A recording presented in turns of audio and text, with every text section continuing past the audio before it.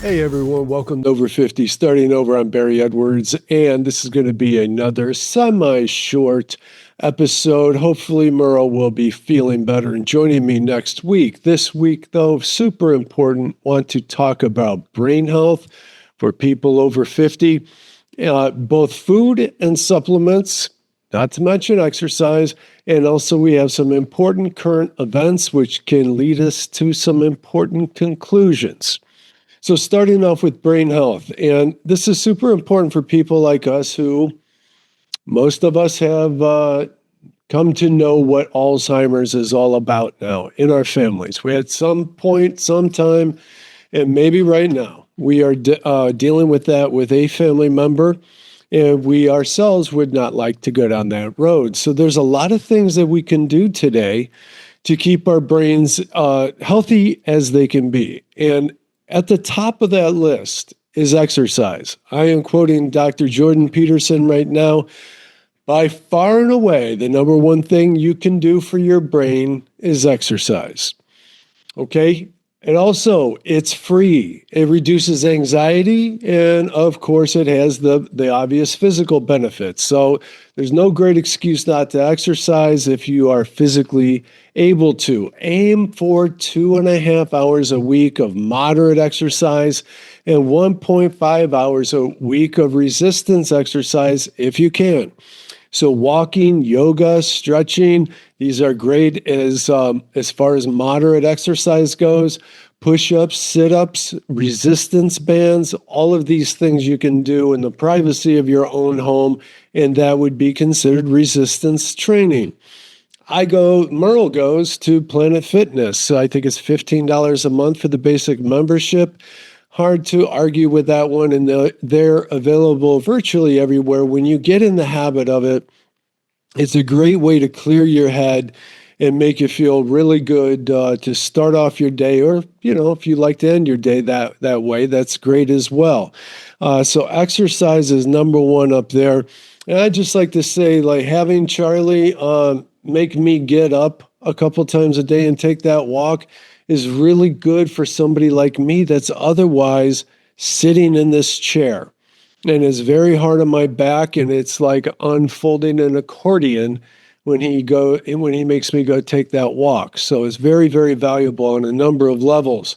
Now, let's talk a little bit about supplements. Nootropics, such as caffeine, and these are smart supplements, we like to say. And nootropics, a word that I've only become familiar with in the last few years. And these are things that affect enhances your cognitive function. So let me back up and just talk about that for a second.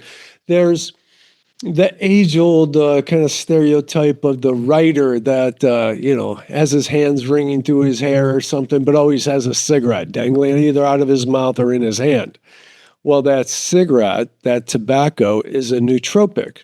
It stimulates your cognitive activity. People that have dabbled with tobacco know, and I'm a cigar smoker, that it just gives you a little kick in the pants, and it gets your brain going a bit. Likewise, another favorite of mine, caffeine. Got my coffee right here.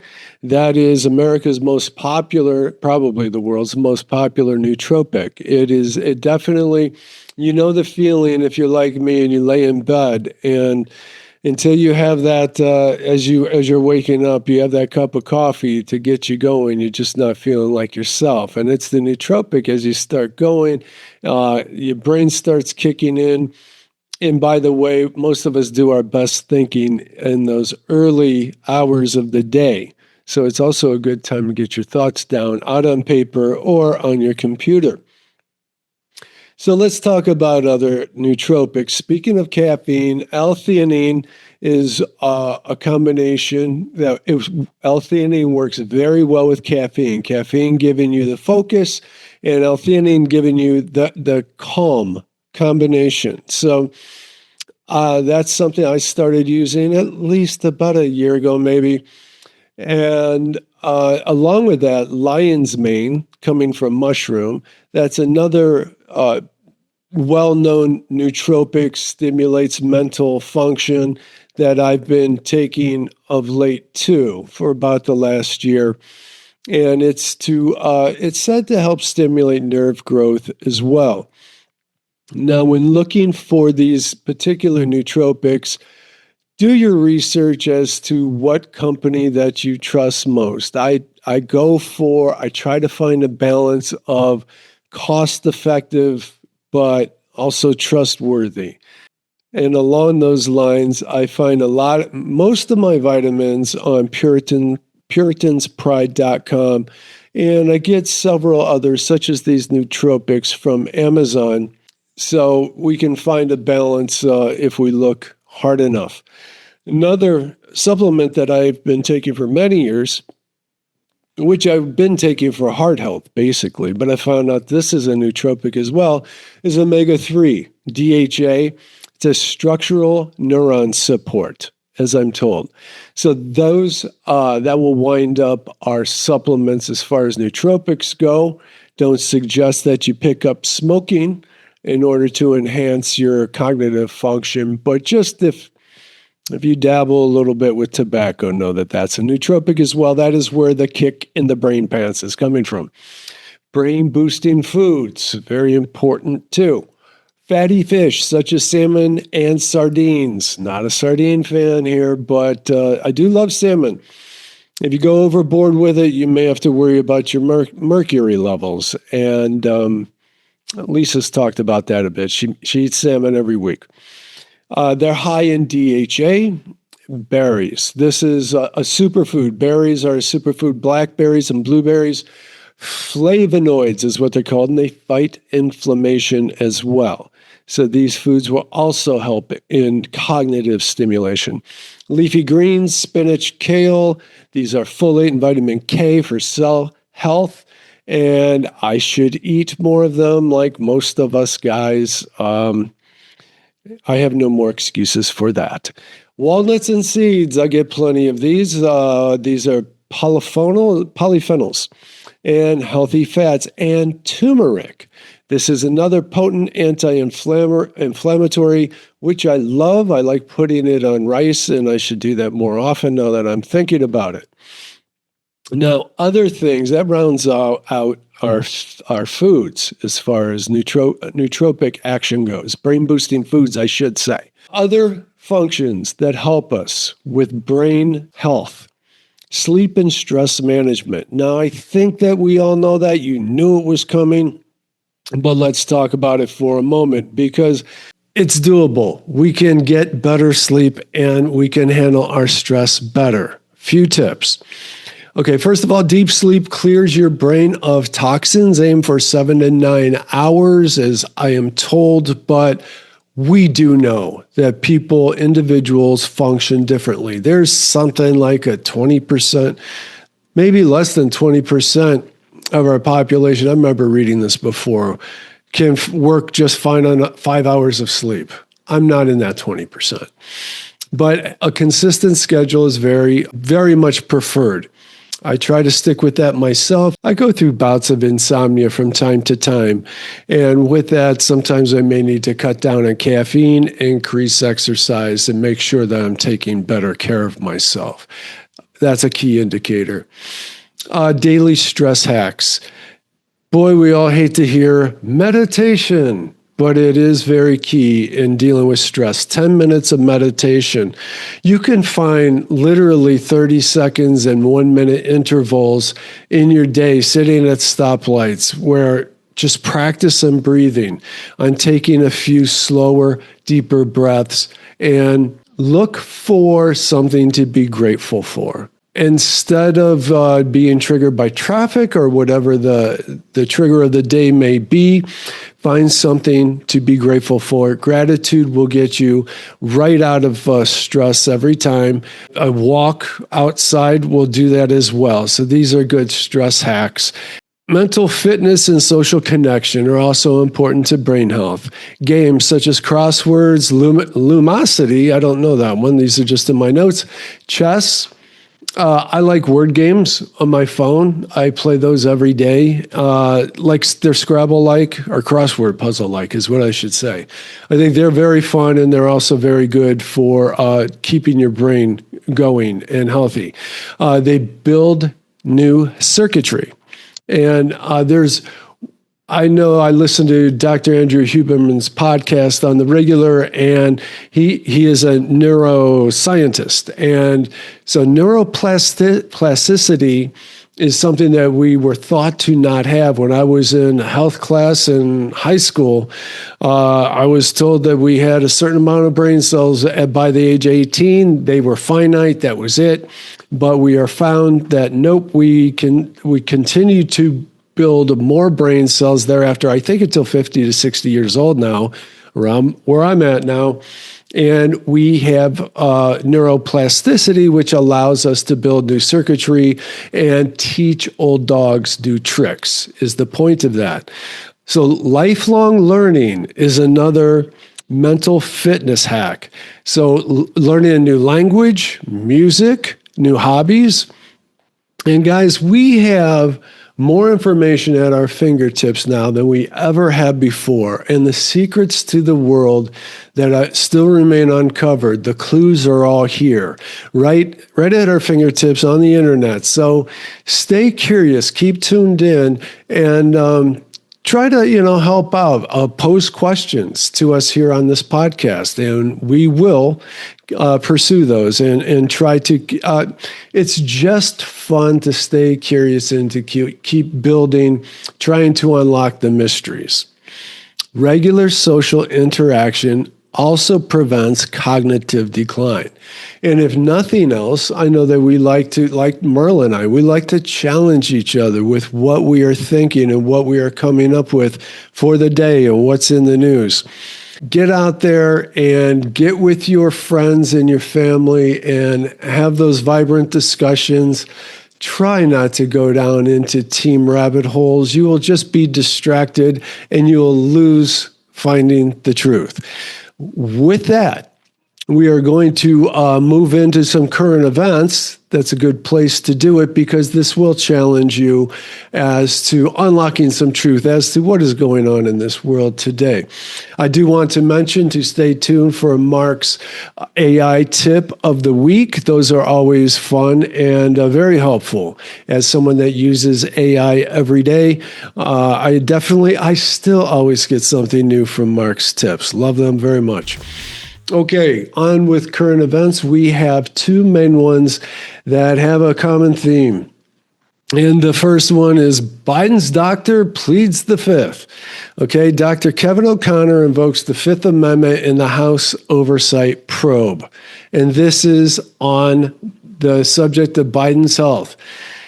Now, I think most of us know that Biden was not ever in the best of health during his presidency, but the extent of that is really being uncovered. So I heard more of O'Connor's testimony than what I have here on the PBD podcast, and he just literally pled the fifth on everything.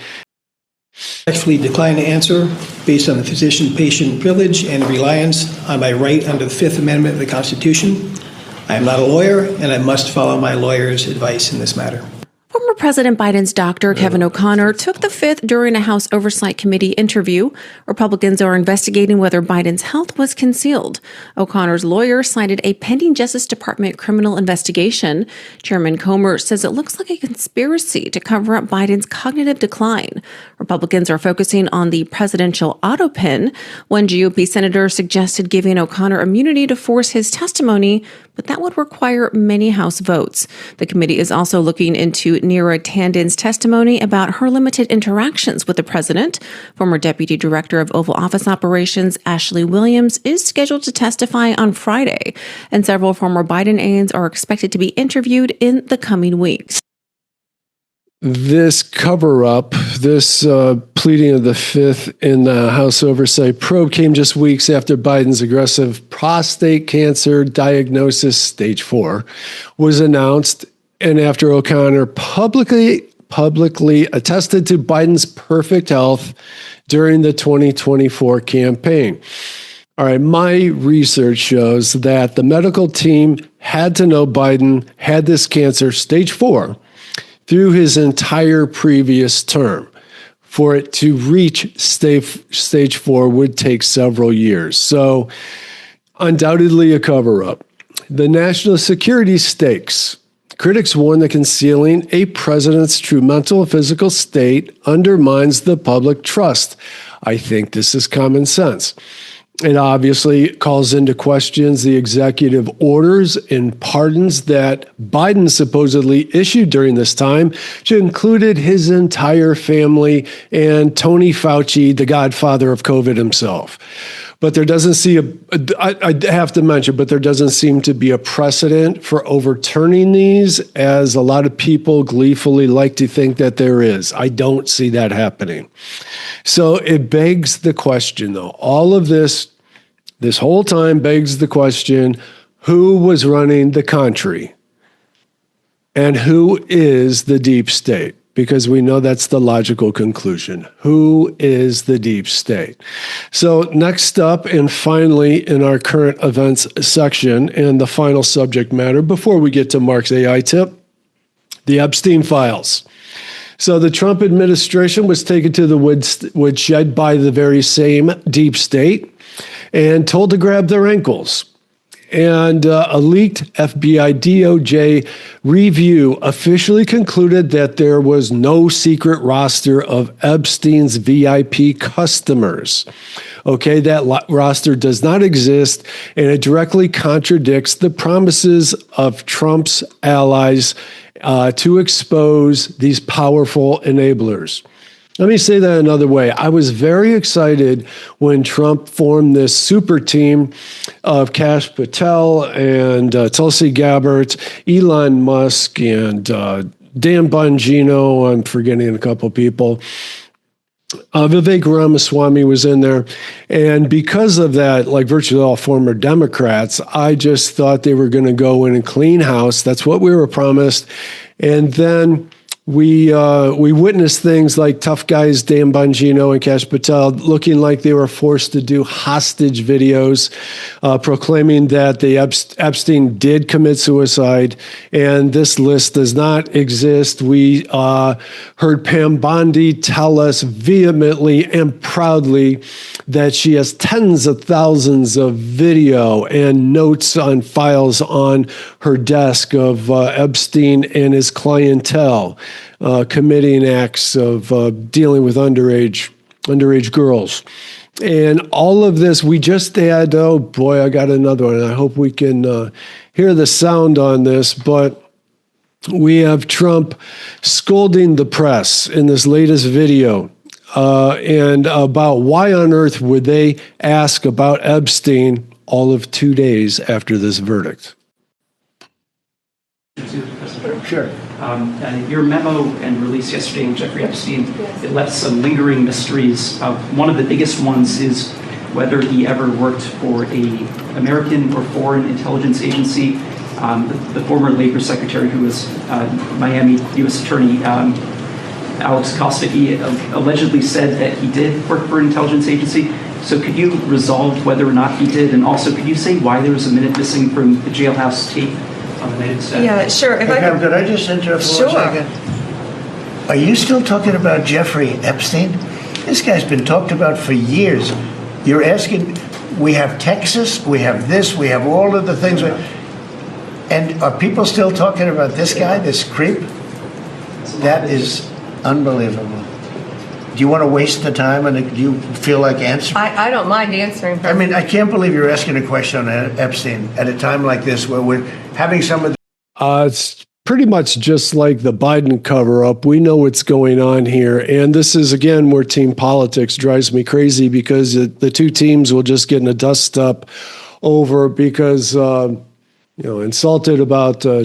what Trump is doing right here, which is an obvious cover-up, or insulted that, oh my God, the Democrats couldn't possibly be covering up Joe Biden's thing, when what we should be coming up with is, in both cases, polar opposites, polar extremes of the parties. The previous Biden administration was as far left as you can get, obviously run by the deep state, and the Trump administration as independent, basically, as you can get, not even the Republican appeasement party.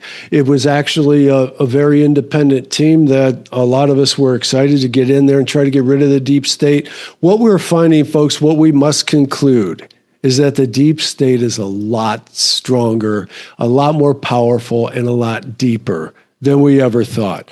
So if we can get out of our teams for a minute and realize this, let's pull together. Let's talk about what we could do moving forward. How long could this possibly take to unravel? Can we unravel it? How do we move forward? I know that Elon Musk is talking about a third party. I'm, game about talking about that. Merle's often talked about let's get rid of parties altogether. I think that sounds like an even better and more practical approach. The team thing is very, very distracting to us. And most of all, it's damaging our country. And we need to find our way. We need to be guided out of it. So with that, stay tuned for Mark's AI tip. And I hope you guys have a great weekend. Hello there, over 50 starting over friends. Mark Tennant back with you with your AI tip of the week. This week, somewhat of a mini milestone. This is tip number 30. That we've all been working with each other and learning AI together for the last 7 or 8 months. Now we're going to go a little bit deeper, start moving into more advanced things. And today, advanced prompting, becoming a pro's pro in minimal time. So as we all know, most people treat AI like a search engine, and we know it's so much more than that. But the difference between good prompting and great is that it's not the tool that you use, it's how precisely you communicate what you want to get out of the AI. Good prompters treat it like their most capable assistants. But the problem is vague prompts produce crummy results and sounds like they've been written by a computer or a machine, which they have, but we need a bit more structure and a bit more better framework. So without good structure and a good framework, many smart people who I know, they just throw up their hands and get frustrated and say, I'm done with AI. But the solution is really easy. We need to provide AI with direction, context, and clear criteria for success as we see it, as you see it, as you work with the AI. So approach prompting like you would brief a new colleague on a very important project at work. The proper framework to transform random conversations with AI into predictable professional outcomes. So here we go, CLEAR, the clear framework. So the C stands for it's context-driven. We all understand the context in which we want to talk to the AI in a certain task or issue that we have. Logical structure. We've always talked about a logical structure and how that needs to appeal to the way AI thinks. When it has logical structure, it thinks quite nicely. Example-rich. AI learns from examples by providing those examples in a prompt. You're just giving it better context and your results will be much better. It's adaptable. The prompt can be reused. Think of your prompt library where you store all of your prompts that are working so you don't have to create new ones every time you talk to the AI. And it's results focused. It delivers measurable outcomes. That is the clear prompt framework. So let's open up ChatGPT, start a new conversation. And you might want to stop the video here and take a screenshot of this prompt. Then what you want to do is feed it into the AI, ask it to transcribe it for you, and you'll have it to be able to copy and paste into your own new chat. So we're setting it up, and the context is the role-playing is a seasoned marketing manager in B2B software sales. They understand the challenges of reaching busy executives to sell their product to. There's logical instructions. There's some examples in the prompt as well. The audience, who it's targeted for, CFOs at mid-market manufacturing companies, and a review. Ensure the tone is professional, but not stiff under 150 words. So again, stop the video right here, take a screenshot of this prompt, feed it into the AI, have it transcribe it for you so you can use it. So I ran this very prompt through ChatGPT, and not bad. Nice subject matter, nice opening paragraph, some good examples, and a call to action at the end, asking for a 10-minute case study chat. Just remember, it's the clear prompt framework. Add that to your prompt library. So to wrap things up, delegate all the heavy lifting to AI. Structured prompts equal reusable prompts. Advanced prompting separates the pros from the amateurs. And one of the most important points here, us over 50s, we have a lot of experience, and your years of experience are golden. It is your greatest asset when you talk with AI. So remember, AI stops feeling like magic when you start prompting it correctly, and that starts today. The frameworks transform random conversations into predictable professional outcomes, and pros treat AI like their most capable assistant, not as a search engine. Remember that. So let's connect on the socials. LinkedIn is my best place. You could find me at Mark E. Tennant. And also, I want to hear, what do you get out of this clear framework prompt? I'd love to hear your results. Email me, mark@marktennant.net. Till next time, keep prompting, keep developing those frameworks, and I'll see you next time. Take care.